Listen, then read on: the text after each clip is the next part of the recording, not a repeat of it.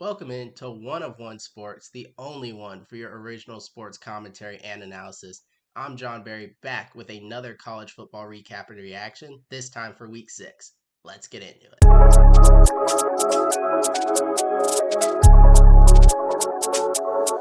All right, so starting off with the game of the week, and that was the rivalry game down in Tallahassee, where the Miami Hurricanes had a pretty dominant win over Florida State, despite what the scoreboard will tell you. Now, Florida State had a bit of a late rally, 19 points in the fourth quarter, but outside of that, it was 3 quarters of complete dominance from the Miami Hurricanes, especially on the defensive side of the ball. When you're looking at Florida State, this is a team that had been outside of Navy, the best rushing team in college football in terms of total rushing yards per game. And then when you're baking in efficiency, this was probably the best rushing attack in college football. They've proven it against some good teams already, like Alabama. Miami completely stifled their run game. Tommy Castellanos was struggling to get away from defensive ends. And those defensive ends for Miami are just ridiculous. And Mesidor and Ruben Bain, it is kind of crazy to watch how all over the field they are and how good they are at getting the quarterback. They're just the complete package there. And then outside of that, Florida State had just been putting up points on everybody. And through 3 quarters, they had 3 points, just completely shut down. And until that fourth quarter, it was one of the most impressive games I'd really seen all season from any team. And Miami has quickly built up a really strong resume. You're talking about wins against Notre Dame, Florida State, Florida, and South Florida. So the resume at this point in terms of strength of schedule's got to be number one in the country. Then, quick appreciation for Malachi Tony, because as a true freshman who reclassed, this guy is just ridiculous. Now, he's been putting up numbers since day one. He did against Notre Dame. But yesterday, in multiple 40-plus yard touchdowns, it could have had a third. He actually did. It got taken off for an illegal shift that didn't really impact the play. But this guy's explosivity as a true freshman is just really something to behold. And you think about this Miami team overall, they lost the number one pick in Cam Ward to the NFL draft, but they may be better than last year's team in every spot outside of quarterback. And that's something I wasn't expecting to say. When you lose your top 6 pass catchers from last year and you just fill in with Marion and CJ Daniels and Malachi Tony, a true freshman, I thought, okay, it could be good. But no, they look better than last year's receivers. The O line is excellent. The defensive line is excellent. The secondary is vastly improved. And Carson Beck's still a good quarterback, though he's not Cam Ward. So overall, this Miami team just looks awesome, but there were some concerns in that fourth quarter. And part of it is just you got to finish games. You can't win games in 3 quarters, and Mario Cristobal teams should know this better than anybody. So I still have concerns because of what we've seen Mario Cristobal do in the past, whether it be not taking a kneel down, whether it be blowing a game late in the season. I want to see Miami continue to put together full 60-minute games, and I don't like seeing a full 15 minutes at the end of the game where even, yes, it was out of hand and Florida State never really had a chance. If they got that onside kick, it would have been a little bit dicey. So you want to see this team play the full game, and that's a concern you got to have. And then the other thing is, look, Florida State is probably, or at least in the argument for the second best team in the ACC. And at least in terms of teams Miami play, you're not playing Georgia Tech, you're not playing Duke or Virginia. Those are the other teams at the top of the standings right now. You will play SMU and Louisville, but those aren't great opponents. So, look, I don't want to jinx it or anything, and we've seen Miami collapse before, but it looks in all likelihood like Miami is the best team in the ACC, and they will be going to the ACC title game and likely the college football playoff, right? That is the most likely scenario. I'm not saying it'll happen, though, yes, I clearly believe it'll happen, but it is the most likely scenario. But when you get to those games and you play stronger competition than what currently resides in the ACC, if you're not prepared for a full 60-minute battle, never taking your foot off the gas, it could come back to bite you in those types of scenarios. So there's just concerns about this fourth quarter that I didn't like. On the Florida State side, I still think you're a really good team, and they covered it on the broadcast, you don't have a great passing game or complex passing game at all. You need that run game. You have to lean on it. And when a team as athletic and as good up front as Miami is can just take that away, you don't have a great counterattack, and which is why it got out of hand. So Alabama, a team, another really good team, right? They couldn't handle the running attack, and a lot of teams won't be able to, and you'll be able to put up a lot of points on a lot of teams. Miami was just a special case where I do think they may have the best defensive line in football. So you weren't going to beat them. You didn't beat them. It's a tough loss. Disappointing start to ACC play, going 0-2, losing the trap game to Virginia, now losing to your rival Miami, and now you're behind the 8 ball with a lot of teams ahead of you in conference play. It's not over for you, and I still think you're one of the better teams in the conference, but certainly a major setback that you don't like to see. Now, the upset of the year, or the week, but for all intents and purposes, it is the upset of the year, and that is Penn State losing to UCLA. And first, just the magnitude of how truly shocking this game was. I did upset alert short on Friday. Not even on my radar. Not even did I think about, oh, and maybe there's a chance Penn State loses to UCLA. No, did not cross my mind in the slightest for a few reasons. One, it was a 24.5 point spread. So that's the biggest upset there's been all season. Yeah, so for that matter, I wasn't looking at 24.5 point favorites like Penn State to lose this game. And then you're looking at Penn State, what they've done historically against poor competition. They crush them, right? Yeah, of course they lose the big games to Oregons and the Ohio States and Michigans. That's been the problem. The problem has never been losing to a team like UCLA. And UCLA was arguably the worst team in the Power Four. They were the only team in the FBS who had not led in a game at all. They played New Mexico. They played UNLV. They didn't have a single lead in any of these games. This was a truly awful team up to this point in the season. But on Saturday, it looked awesome. And that celebration was truly something to see. 0-4 UCLA. Your coach is fired. Your interim coach gets carried off the field, beating Penn State at home his first game. It's just absolutely ridiculous. And you love to see it. Just one of the great things about college football. And just talking a little more about UCLA before we get into Penn State, because we will get into Penn State. But Nico Iamaleava just had an absolute career day. By far the best game I've ever seen him play. Looked absolutely electric rushing the ball in a way I've never seen him look. He always had the long strides. He'd been more elusive this year than he was last year, even though UCLA struggled. But 130 something yards on the ground, standing in the pocket, delivering that 2 point conversion was huge. It was just big play after big play. He did have the fourth down stop, but outside of that, it was pretty much as good of a game as you could want from him, and definitely not something I had on my bingo card coming into the week.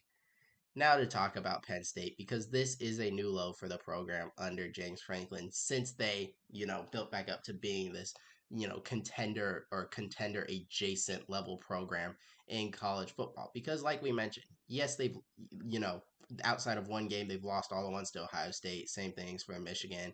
You're now 0-2 against Oregon. You lose all the top 10 games and all the top 5 games. All that has been true. And after the Oregon game, it was just more of the same. What's not the same is not responding and beating up a team clearly worse. This defense didn't respond at all, allowing 42 points to UCLA, a team that hadn't scored more than, I think, 21 is the number all season. And yeah, that's with playing teams like New Mexico, like UNLV. No defense had allowed UCLA to do this except yours. You failed to make adjustments, not adding QB spies on a quarterback who went for over 130 yards. Well, that was ridiculous. And yeah, I mean, it was clearly either a lack of effort or a lack of, you know, adjusting from the loss to Oregon. And it's pretty clear, and I'm not trying to take credit away from UCLA, but it seems pretty clear to me that Oregon beat Penn State twice. And that's not something we've seen from them. For all the losses, close losses, they've had to teams like Michigan and Ohio State, they've always responded to beat inferior opponents.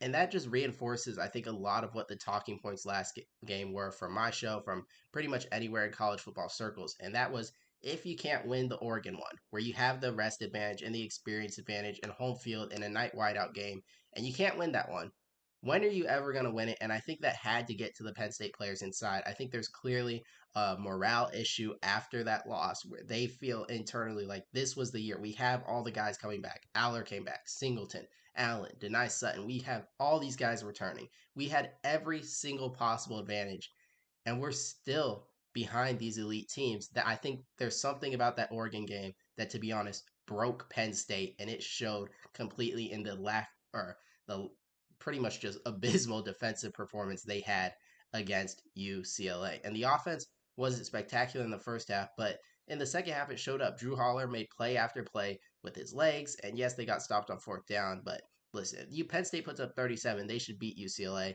And if they put up, I know special teams got them 7 of those points in the second half, but they put up 30 points in the second half and still gave up 15 to UCLA. It's just not acceptable. It's embarrassing.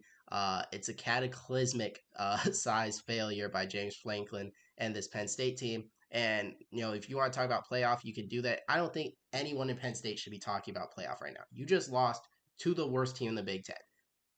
You don't need to talk about playoff. You need to talk about what are we doing wrong in this program where it's gone so far astray from being the preseason number one people thought we could be. We'll talk about playoffs separately. You'll get your chance at Ohio State again and Indiana, and when those big games come up, if you have turned this thing around, then we'll talk about can Penn State get back in the playoff combo. But for now, your best wins are, the Villanovas of the world. So I don't need to hear anything about playoff. You have no good wins. You have no resume. You need to do something before you focus on that. Your attention needs to be inward, not on any external postseason play or preseason expectations. All that is out the window. I don't want to hear it for Penn State. And because of how big that Penn State upset was, it really overshadowed what was another pretty big upset in college football this week with Texas going on the road to the swamp and losing to Florida. Now, the AP poll will tell you this was a top 10 upset. My poll will tell you it was a team that was just snuck back into the top 25 at around 20 this past week going down. So not nearly as big of an upset. And when I made my upset alert short, I did say this Texas was the number one team on upset alert because I feel like anyone who would watch Texas play, which the implication is the AP voters clearly have not, at least I don't see how anyone could have watched Texas play a season and come up with, yeah, this looks like a top 10 team, number 8 in the country.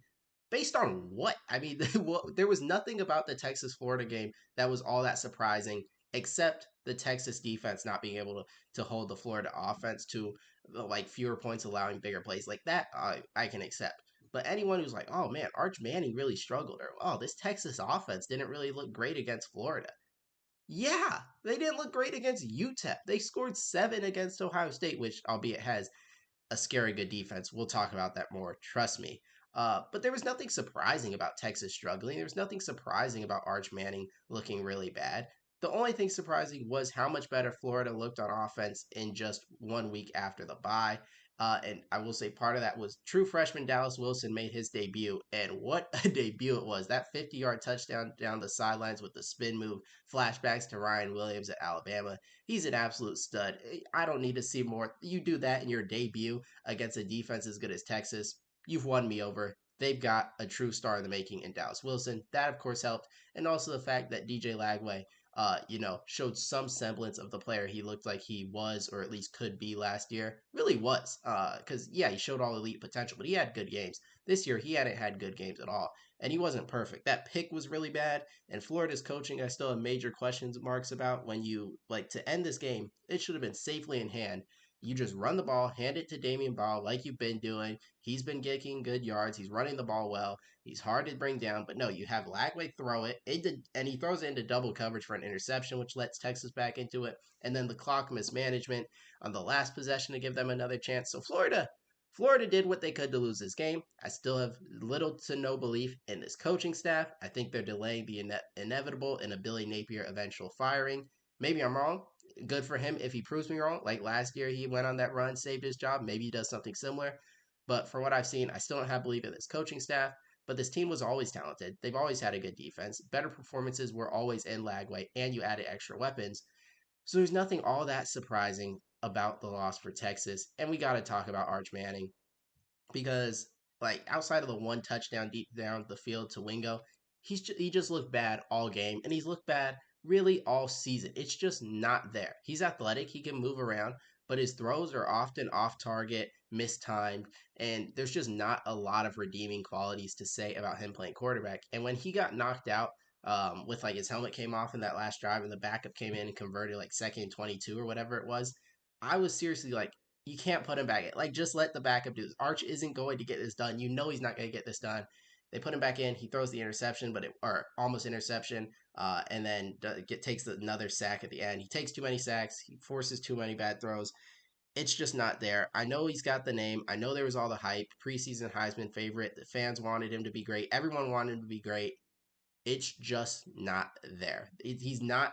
Maybe he needs to sit more, practice more, but he's played, what is it, 5 games now at this point. I don't see the development. I don't see how anyone could convince themselves this guy's going to lead Texas to things like an SEC title, things like a college football playoff appearance, things like a national championship. And that's what the goal is at Texas. This is a team that's made back to back college football playoff semifinals over Quinn Ewers. Arch Manning was supposed to be an upgrade, adding a new running dynamic to the quarterback position. He's clearly not an upgrade. He's clearly holding the team back. And this team doesn't have all the talent to surround him and have him be a game manager. They're still extremely talented, but the last few Texas teams have been more talented, at least on the offensive side of the ball. So, would I consider benching Arch Manning? Yes, absolutely. I think you have to consider all options because it's not good, and you have another huge game in Red River Shootout up just next week. Also, Florida, per usual, has another great opponent up next with Texas A&M on the road. So, enjoy the win while you can, Gators. But yeah, that's upset number two. And last game breakdown is Alabama versus Vanderbilt, where Alabama, with the late touchdown, makes it 30-14. Very important to some, I hear. But this Alabama run game was greatly improved. And the numbers aren't crazy. Like, I think he had 146 rush yards, only like 3.8 yards a carry. Vandy, I think, averaged like 7 yards a carry. But if you watch the game, especially that late possession, Alabama just ran the ball so effectively, so physically, and really overpowered Vanderbilt in crucial spots that allowed them to have more time control, which was a big issue for them in this game last year, and really prevent a deja vu scenario with another upset. They also made a huge defensive statement because I talked about how awesome this Vanderbilt offense had been. And early on, it looked like that was how it was going to be. But two really opportunistic turnovers deep in Alabama territory from a Diego Pavia fumble, Diego Pavia interception, helped keep points off the board. And then outside of those, two touchdown drives, they played solid defense. So they set a defensive statement. Run game looked massively improved. And as we get further away from week one, that starts to look more and more like an aberration of a performance. They've got a huge one next week on the road against Missouri, an undefeated SEC opponent. So they're going to need to keep up this type of play if they're going to win that one. And then the Diego Pavia, it was disappointing. At least when you look at a guy who said all the things he said during the week, when you're practicing kneel downs victory formation on Alabama's field before the game, you're talking about this is going to be a blowout. You've got Johnny Manziel wearing your jersey on the sideline and you really blow the game. Not only with the fumble, but that interception was bad. And Vanderbilt was in great position at that time of the game to take the lead. And really, if you're Vanderbilt, I'm looking at this game like we were on the road in Tuscaloosa. And if Pavia plays anywhere near he's shown us he can play in the past or he's been playing this season, we're in great position to win this game. Vanderbilt did not look to me, or I don't think anyone's after this game saying, oh, Vanderbilt wasn't legit. No, Vandy's a legitimately very good team who's still going to cause problems and make noise in the SEC because Pavia is going to play better. But when you talk that talk, Diego Pavia, you've got to walk the walk. You have to back it up. You can't be the reason your team loses. Diego Pavia, I am very disappointed as someone who picked Alabama but is a Vanderbilt fan and wanted to see this happen again. You let me down, man. I can't believe it. All right, now let's talk about some things from the weekend. We got right, we got wrong. First up, right, talking about the Texas Tech Raiders putting it on Houston. I think 35-11 here was the final. I think I called 38-17. But I said, yes, Houston's at home, undefeated. But I think Texas Tech is clearly separating in the Big 12. And we'll talk about the thing I was wrong about real quick. Iowa State thought they could beat Cincinnati. Now, when I made that pick, Jeremiah Cooper, and I'm forgetting the other corner's name, I apologize, but they hadn't lost both starting corners who were all Big 12, Jeremiah Cooper being, I think, all American selection. That really hurt their passing game, but the running game killed them as well, and they were healthy for that. So the defense just didn't show up against Cincinnati, got the pick wrong. Um, but with Iowa State going down and Texas Tech taking down Houston, and we've seen a lot of these other Big 12 teams play. So like TCU and ASU were similar caliber, and ASU and TCU, or that's what I just said. I meant ASU and Baylor were similar caliber, and Baylor and Kansas State were right there, and Cincinnati and Kansas were right there, right? So there's like you take out the bottom feeders, you got Oklahoma State, West Virginia. You've then got like almost every other team in the conference that's within like 7 to 10 points of each other. And then you have Texas Tech, which I think is just so clearly, and I said this last week, so clearly better than everyone else in the Big 12 with the money they spent on the lines of scrimmage, how good the defensive front looks. And this defense is truly legit. The defensive line is there. The linebackers look great. It's clearly the best defense in the Big 12. It's one of the better defenses in the country. And they've got the line of scrimmage play to be, a real contender in college football in a way Big 12 teams simply usually aren't. And Texas Tech just looks like a team, to be honest, is playing in the wrong conference because when you spend the money they did, you look like a team that should be playing against Big 10 and SEC opponents, not Big 12 ones. There's nothing against the Big 12. I love the Big 12, but the fact of the matter is they don't have the funding, the NIL support to buy the big time athletes, the Big 10, the SEC, and even the top of the ACC do. Texas Tech's the only team in the Big 12 that's demonstrated to have that, and it's clearly showing. I was right about that. Other thing I was wrong about though, Mississippi State thought would hang in there with Texas A&M. Thought they would lose, but I thought they'd make it close. And for a while, it looked like I was right. 7-3 at the half. Mississippi State goal line stand maybe could have gone the other way, but you also had a breakaway touchdown. A guy just fell over. So you were hanging in there. And then that fourth quarter, when it was 14-3, you were still hanging in there.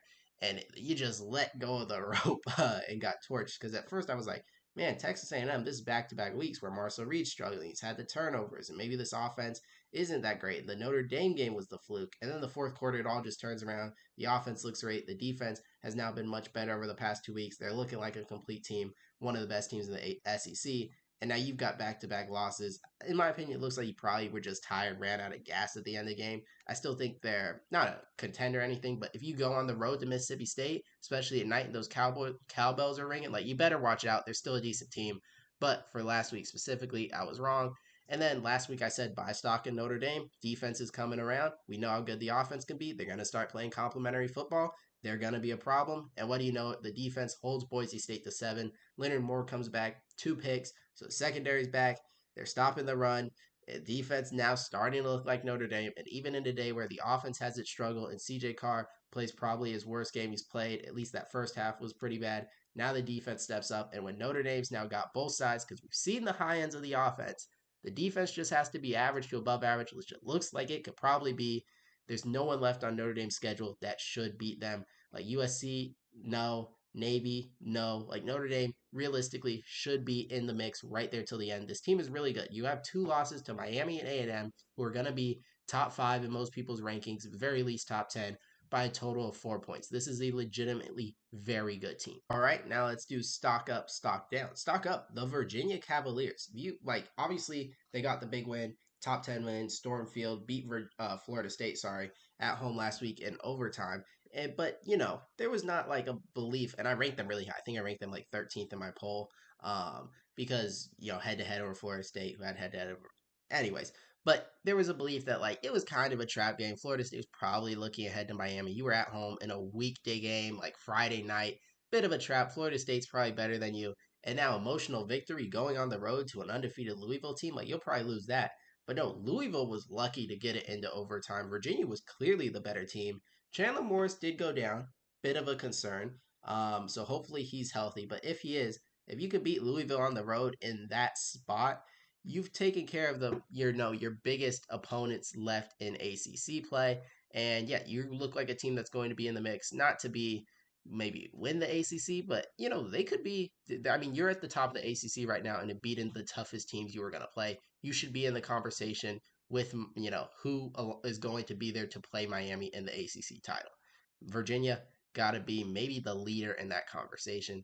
And then Ohio State stock up, and that's saying something because their stock was crazy high, but I just can't believe how good this defense is. Minnesota, after that first drive, just did absolutely nothing. And this is ridiculous because you should not be able to lose the players they left. And I've said this before, but JT Tuimoloau is in the NFL. Jack Sawyer is in the NFL. Tyleik Williams is in the NFL. Like everyone is gone from the defensive front. Everyone. And I know Caleb Downs is the best player in defense in college football, arguably, and he returned. But the defensive line shouldn't be as good as it is. The linebacking core shouldn't be as good as it is. This is the best defense in college football, most likely. Like I think Miami's in the convo. I think Texas didn't impress. LSU, I'm not seeing it. Like those teams had been in the mix. And if I had to pick, like Ohio State is who I would say best defense in the country, which after they were the best last season, lost Jim Knowles, lost all the talent, to still be this good just boggles my mind.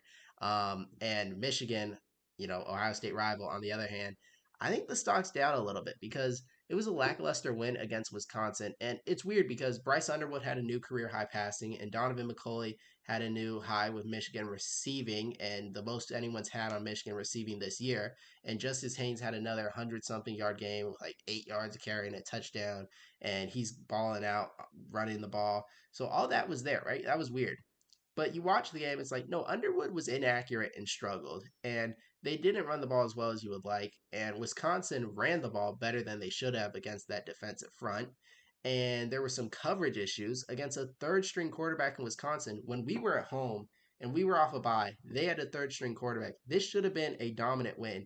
Maryland blew them out. Alabama blew that out. Why did we struggle so much against Wisconsin? it's a bit of a concern, especially when you see like Oregon looks elite, Ohio State looks elite, and Indiana's look very strong as well. So if Michigan wants to contend in the Big Ten, they've got to up their game. So for this week, the Michigan stock is down slightly. And finally, we have the 2 minute drill. Put 2 minutes on the clock. So first big thing, Washington comes back. What a game this was. Like Maryland takes it up 20-0. This offense for Washington is doing absolutely nothing. And I'm like, man, was I just this off on Washington? Because I thought my takeaway from the Ohio State game was like, no, Washington still has a great offense. Ohio State's defense is just really legit. And Ohio State's defense is really legit. But when you're getting shut down by Maryland, I'm like, okay, first off, like Maryland, they might be for real. Like they might be a really good team. And also, I must have been way off on Washington. And then it clicks in that fourth quarter. Washington's like, okay, we're back. Woke up or something, time zone shift. You finally came alive. Offense started looking like Washington's offense. You have a great comeback and get back in the mix as a team that's going to be, tricky to play in Big Ten play. Then Duke starting to look good. This was, along with Washington, one of my big sleeper teams in college football. Washington was my Big Ten sleeper. Duke was my ACC sleeper. And you got off to a rough start, losing the Illinois game in bad fashion, losing to Tulane. But since then, you're undefeated in ACC play. You blew out Cal for the like 45-21, and you pulled away late. It was close for a while, but you blew out Syracuse too. Your best games have come recently. Darian Mensah is starting to look really good, like he did at Tulane. The offense is coming together, and this is a talented group. There's a reason I had them as a sleeper team. That I still believe in the talent, and they're starting to put it together. I think Duke. I mentioned Virginia earlier. Georgia Tech's going to be there. Duke's going to be there. These are teams that are all undefeated who, because of the way the ACC is formatted, a lot of them are going to avoid, Miami. Actually, all of them, I think, avoid Miami. So there's that, and are going to have a good shot to be that team with playing Miami in the ACC title game, where at that point, it's just one game. You just need one win at that point. And then last minute, we can whip around. Nebraska beat Michigan State. That was a big one. Georgia dominated Kentucky, bounced back from the Alabama loss. Is there anything I'm missing? One sec. Finally, the weekend whip around. What did we see just around college football? Nebraska had a really strange win, but they won against Michigan State. Georgia bounced back, beat Kentucky. In the Big 12, TCU played an exciting game, beat Colorado. Same thing with Kansas taking down UCF. Arizona pummeled Oklahoma State, who did not get the interim coaching bump that UCLA did. Elsewhere, check my notes real quick. Oh, Clemson. Oh, well, before the Big 12, also Kansas State found a way to lose a game. What again? Again, apparently it's just what they do, right? Pick them to make the playoff in the preseason. And then Clemson looked, a lot better off the bye. Maybe they figured things out offensively, or maybe they just got, a get right game in North Carolina, who is absolutely terrible. Pitt benched Eli Holstein at quarterback and then won 48-7. So maybe that should have happened sooner. And then Illinois beat Purdue, who, is not as bad as I thought. Like they have all these losses, but they're more competitive than I thought they would be. That's the 2 minute drill. That is your week 6 recap for college football. If you enjoyed, make sure to leave a like and subscribe and let me know what your thoughts were from the college football weekend. With that being said, we'll be back next week, Tuesday, with our week 7 college football predictions, and also Thursday with an updated look at what the college football playoff and conference championship games will look like. So there's a lot to look forward to. Another great weekend of college football. Until next time.